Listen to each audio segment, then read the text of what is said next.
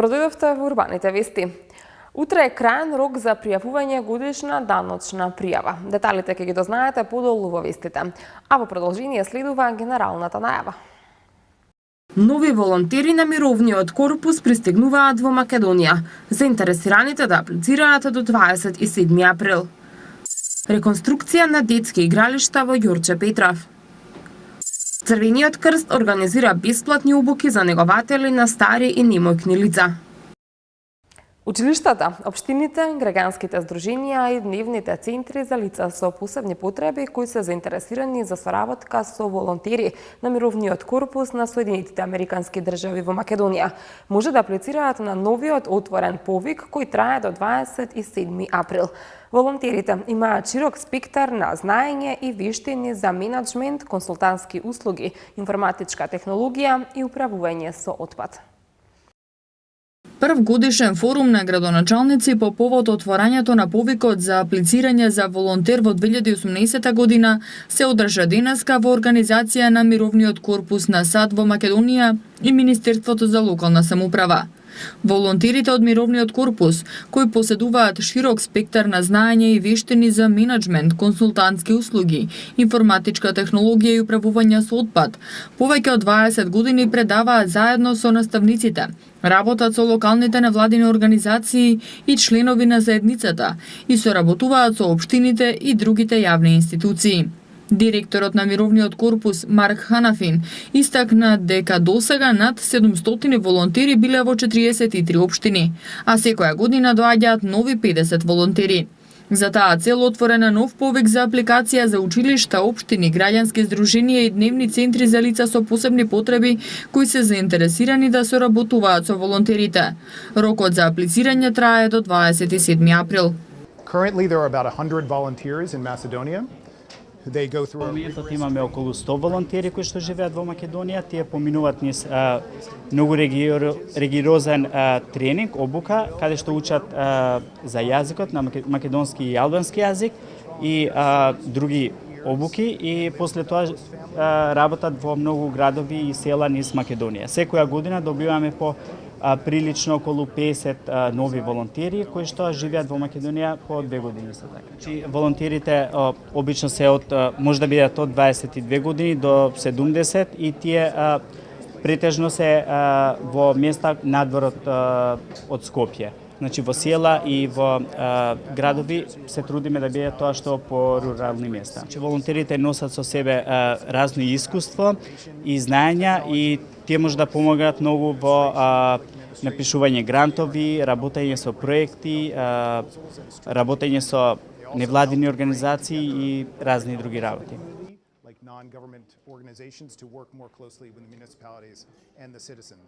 Джеймс Дин, еден од волонтерите кои своите едукативни активности ги пренесува во Пробиштип, истакна дека многу ја сака Македонија и семејството Алексовски како го е сместен, а најубавиот спомен од Македонија му е правењето ајвар. Джеймс Дин е магистер по јавна администрација и има искуство со пишување грантови, и тоа е во Македонија за да помага на заедницата за да ги реализира незините цели и да најдат корисни решенија. Живеам со семејството Алексови. Јас сум задоволен зашто сум примен како член во нив тоа семејство. Со нив јас го учам македонскиот јазик и култура. Мојот омилен споменен за времето поминато тука е правење ајвар со мојата фамилија во Есен. Мојата камшика каже дека нашиот ајвар ќе биде најубав, бидејќи ние правевме, беше правен во најдобро друштво со многу смежни случаи и со малку ракија исто така. Дел од работата што ја правам како волонтер во Кучува, напишав 2 проекти со цел младите да учат лидерски вештини. Овие се јавен говор, поставување на цели и SWOT анализи. По завршувањето на проектот, тие ќе направат летен камп во градот за околу 50 млади луѓе. И бидејќи повеќе грантови од Европска унија и ембасадите се на англиски јазик, јас ги преведувам грантовите и пишувам краток опис за нив. И друг приоритет од општината е да обезбеди курсови по странски јазици. Јас имам курс по англиски јазик безплатно за граѓаните. Министерот за локална самоуправа истакна дека волонтерите кои преку мировниот корпус во Македонија се во директна комуникација со локалната самоуправа, а како знак на успешна соработка беше доделена и специјална награда на Министерството. Од 2005 година волонтерите од Соединетите Американски држави во соработка со Министерството за локална самоуправа преку Програмата за развој на заедниците се во директна комуникација со локалните самоуправи и заеднички ги договарат активностите во општините. Благодарение на нивната посветеност се организирани многу курсеви за изучување на англискиот јазик, се реализирани еден голем број на хуманитарни активности во директна соработка со граѓанскиот сектор. Со цел обезбедување на квалитетни услови за одвивање на рекреативниот спорт во општина Ѓурче Петров се реконструираат спортските игралишта. Исто така се обновуваат и руинираните детски игралишта. Општина Ѓурче Петров интензивно работи на реконструкција на детските и спортските игралишта на територијата на општината. Изминатиот период заврши реконструкцијата на детското игралиште во село Никиштане, при што беше извршено бојадисување на елементите на игралиштето, а се она што е дотраено беше заменето. Со реконструкцијата е опфатена и оградата на игралиштето.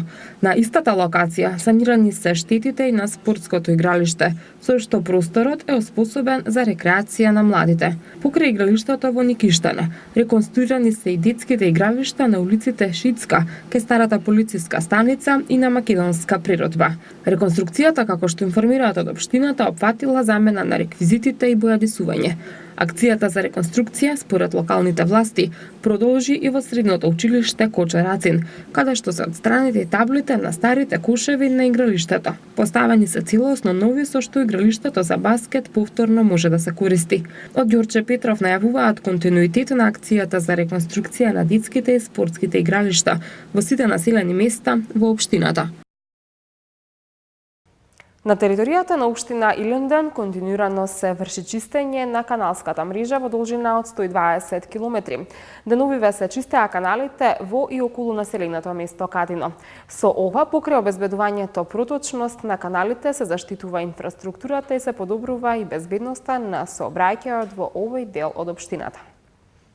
Во општина Илинден континуирано се врши машинско и рачно чистење на отворените одводни канали што се наоѓаат на територија на општината во должина од 120 км, а се дел од хидромелиоративниот систем Скопско поле.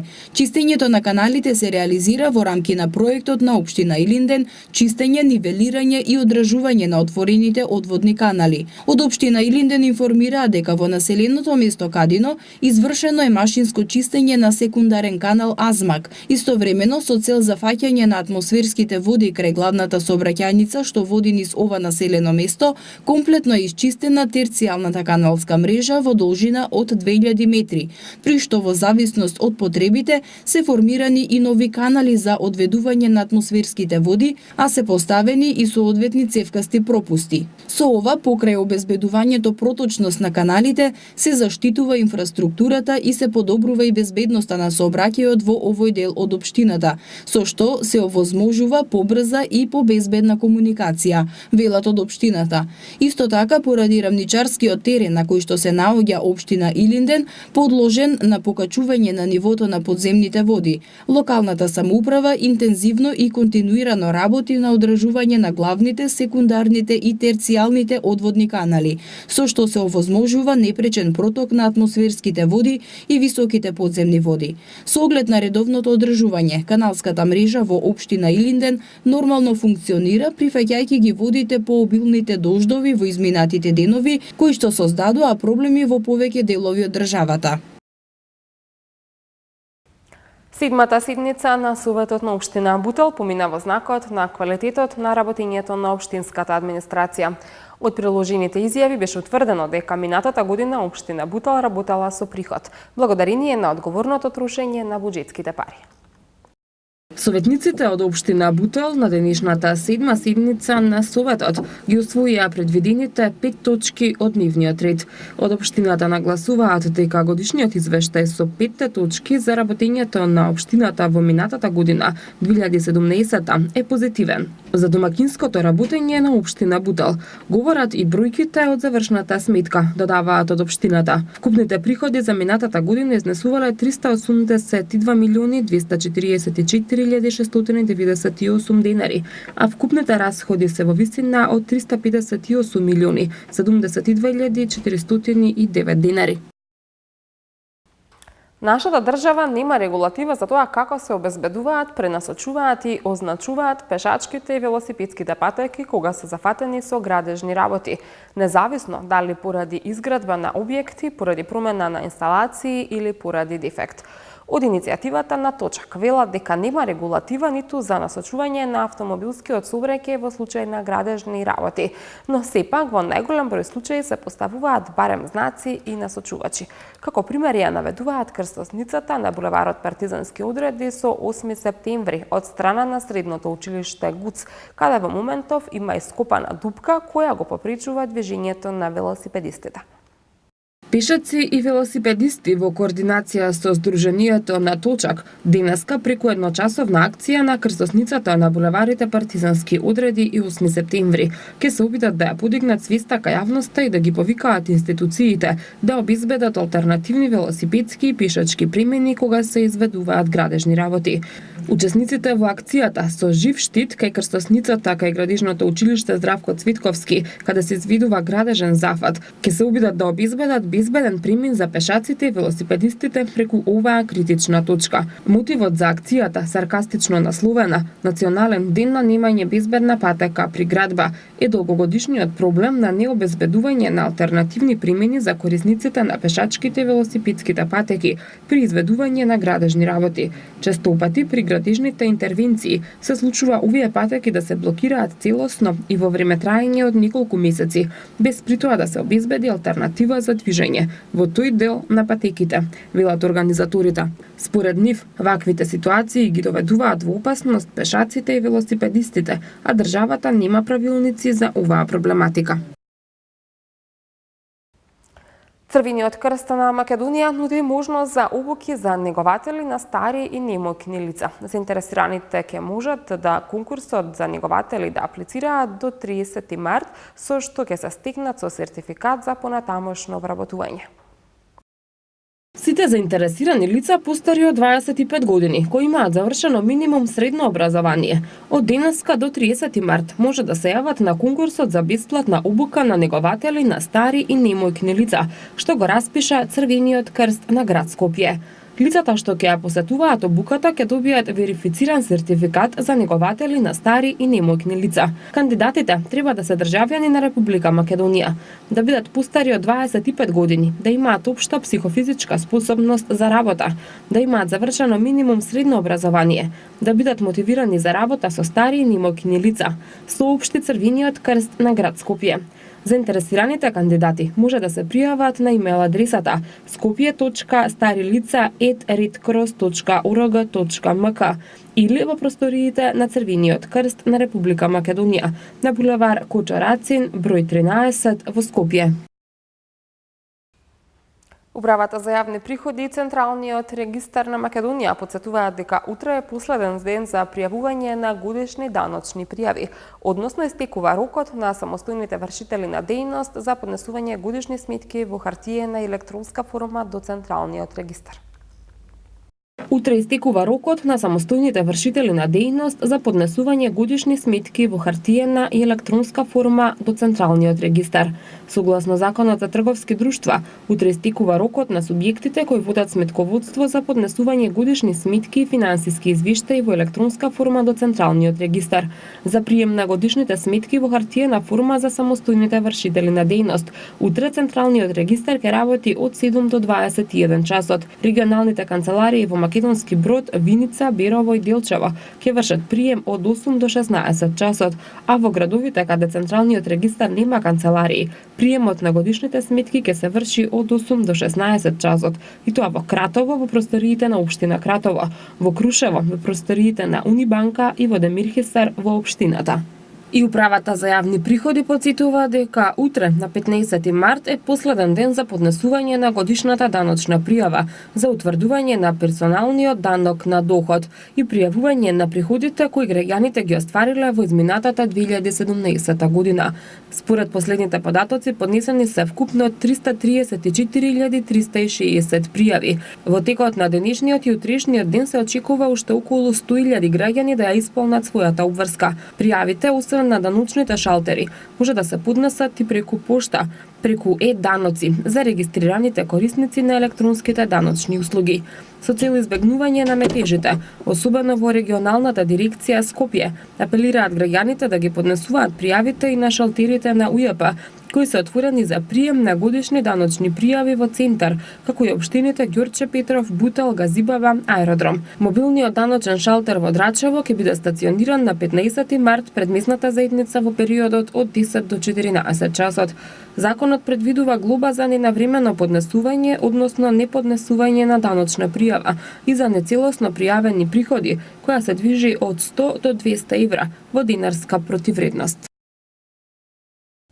Регионалниот центар за управување со кризи на Македонија информира дека во текот на утрешниот ден повеќе делови од Скопје ќе останат без електрична енергија. Деталите во продолжение. Корисниците од улицата Горноврановска во општина Аеродром утре од 8:30 до 14 часот и 30 минути ќе останат без напојување со електрична енергија. Од 10 до 13 часот без струја ќе бидат и дел од корисниците од селата Долно и Горно Свиларе, а од 10 часот и 15 минути до 11 часот и 15 минути без струја ќе бидат и корисниците од Караула Чашка и село Кучково во општина Ѓорче Петров. Во периодот од 9 до 13 часот без електрична енергија ќе останат и дел од корисниците од улиците Миле Поп Јорданов и Џумајска во општина Карпош, а од 8:40 до 15 часот без струја ќе бидат корисниците од Јурумлери, од патот за Лисиче до Дрма, Колонија и Идризово. Како што информира регионалниот центар за управување со кризи на град Скопје, причина за прекинот во снабдувањето со електрична енергија е изведувањето планирани зафати во дистрибутивниот систем од страна на екипите на ИВН Македонија. Утре во поголем дел од земјава ќе се задржи суво време. Нови врнежи од дожд се очекуваат во петок, а особено за време на викендот, кога ќе биде и нестабилно со пороен дожд и грмежи. Во Скопје времето утре ќе биде претежно сончево со локална облачност и температура до 16 степени. Дневните максимални температури во петок ќе се движат од 6 до 13, а во сабота до 20 степени. Во недела температурата како достигне 16 степен. Тоа беше се што ви подготвивме за ова издание на Урбаните вести. Ви благодарам за вниманието. Довидување.